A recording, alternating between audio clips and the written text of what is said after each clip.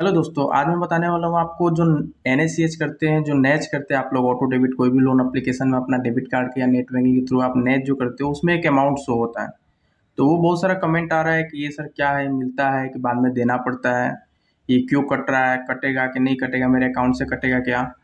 तो ऐसा कुछ नहीं है, मैं आपको पूरा चीज़ एक्सप्लेन कर देता हूँ क्योंकि मैं कमेंट में बराबर समझा नहीं पाता हूँ कि क्या है इसका मतलब। तो यहाँ पे देखिए, अभी मैंने पूना वाले का डैशबोर्ड खोला हुआ है। इसमें अगर 81,000 का हमारा अप्रूवल है तो इसको नैच करना पड़ेगा अपने खाते में ट्रांसफर करने के लिए।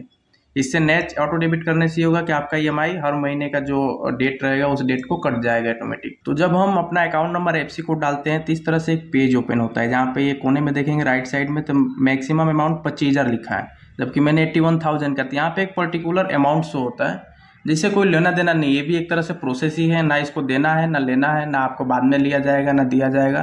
एक तरह से प्रोसेस है, जैसे आप एग्रीमेंट साइन करते हैं वैसे ही आप एग्रीमेंट इसको साइन करके नेक्स्ट करना है। किसी में सेम अमाउंट होता है, जैसे DMI फाइनेंस, मनी व्यू, नीरा में भी अप डाउन होता है। 25,000 है तो 30,000 का भी करवा देगा, कभी 32,800 का करवा देगा।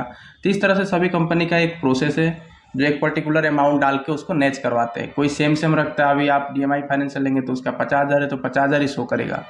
बहुत सारी कंपनी है उसमें ऐसा होता है, मनी व्यू में 15,000 है तो ये जो है 14,980 का शो करेगा।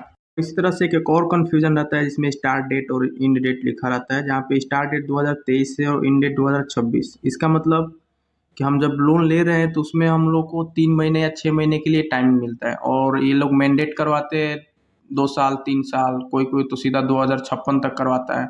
उसका भी कमेंट आता रहता है कि सर इतना ज़्यादा मैंडेट करवा रहा है, इतना लंबा करवा रहा है, इससे क्या होगा? लेकिन इससे भी कोई दिक्कत नहीं है, आपका जो 3 महीने का वो 3 महीने में ही कटेगा, या 6 महीने का 6 महीने ही कटेगा। मैक्सिमम ये लोग अमाउंट भी करवा देते हैं या फिर कम अमाउंट करवा देते हैं जो नेच का अमाउंट होता है। और जो टेन्योर होता है वो इन इन डेट और लास्ट डेट इसमें भी ज़्यादा कर देते हैं, कोई कोई कम रखते हैं। तो इससे कोई दिक्कत नहीं पड़ता है वैसे, लेकिन ऐसा आता है, इसमें सब में आता है, सभी लोन का अलग अलग सिस्टम है। इससे कोई दिक्कत नहीं है। नेच मतलब एक सिर्फ ऑटो डेबिट का प्रक्रिया है और कुछ नहीं है। तो आप निश्चिंत होकर कर सकते हैं, कोई दिक्कत नहीं। आपको 3 महीने का है तो 3 महीना ही भरना है, नेक्स्ट आप 3 महीना भरेंगे तो लोग ऑटोमेटिक लिमिट बढ़ा के दे देता है। तो इस तरह से ये काम करता है।